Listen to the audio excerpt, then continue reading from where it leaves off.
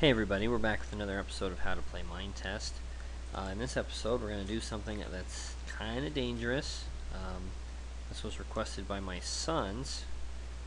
We were playing the other day, and they said, "Dad, is it possible to build a volcano in Minetest?" And I said, "Sure, we can build a volcano." You'll notice down in my tray there, I've got a bucket of lava. Had to go way down to the lava lake and get a source cube and store it in a bucket there. Now, because of how dangerous this is, I went out kind of in the middle here, away from anything that might get destroyed, because obviously you don't want something you've spent a lot of time on getting destroyed by lava, which it will do. I've burned down probably about a quarter of what I'd built at the time by accidentally placing a lava cube in the wrong spot on a Cobblestone Generator. So this is our miniature volcano here. So you have the source cube there that's not moving, and then you have flowing lava which comes from the source cube, similar to how water works. How you have a water source cube and then you have flowing water. Same kind of idea. So to build my cinder cone here, or whatever, I used some smooth stone and then carved this channel down one side, and then I made it bigger as I got towards the bottom so that it looks more volcano-like. Now I could come back later and harvest off all the dirt right here and put smooth stone in so it looks more volcano-like, which is not a bad idea if you're going for something that looks a little more authentic. This is strictly a demonstration piece, so that's why it looks the way it does. Now down here you'll notice when it gets close to water, the end of the flowing lava turns into stone. And this is where the idea of a cobblestone generator comes from, is that you're able to harvest these two blocks here indefinitely. I'm not sure why the third block in the middle isn't working. I suspect we might be on the edge of a 16 by 16 grid, which is kind of the base unit for Minetest. And so when you get on the edge of one of those grids, weird things can happen. I think that's where my infinity error that I've mentioned before happens, is when I'm building something right on the edge of one of those cubes. So, in fact, you can kind of see a tear right here. I'm not quite sure if that's the edge of the cube there, so we're right on the edge of it. Something like that, I assume.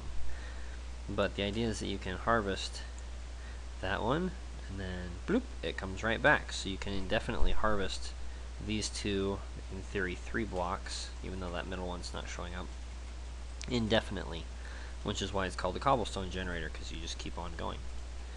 So anyway, that's the basic idea of that. The hardest part with building a volcano is making sure that your channels have enough clearance that you're not going to spill lava out the sides.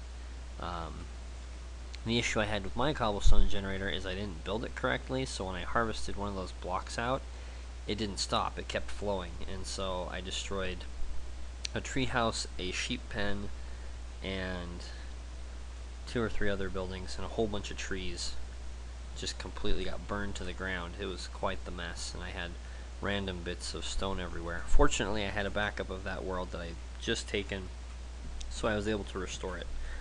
But lesson learned: be very, very careful when playing with these. Hop up here. There we go. When playing with these source lava cubes here.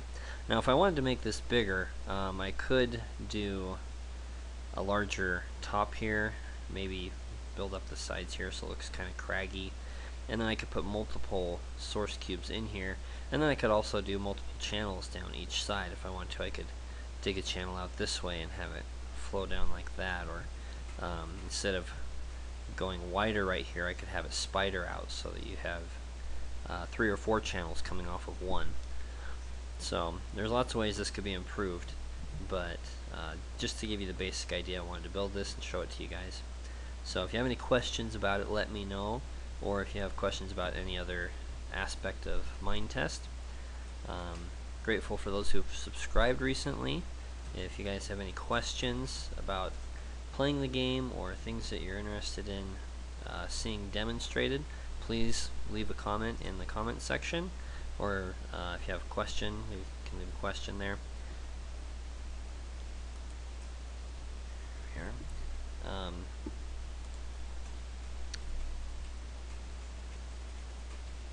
Get back here. Oh, that was the other thing I wanted to mention, is if you get water on a source cube, it turns into obsidian, where if you get water on flowing lava, it turns into stone. That's something important to remember. Otherwise, you end up losing your source cube. Which, granted, there's some cool stuff you can do with obsidian, so that may not be a bad thing, but if you're trying to build a volcano, you probably want the flowing lava coming from somewhere. Anyway, hope you guys enjoyed that. Let me know your thoughts. Again, any questions or comments that you have about the game. And that concludes this episode, so we will catch you guys next time. Until then, go build something.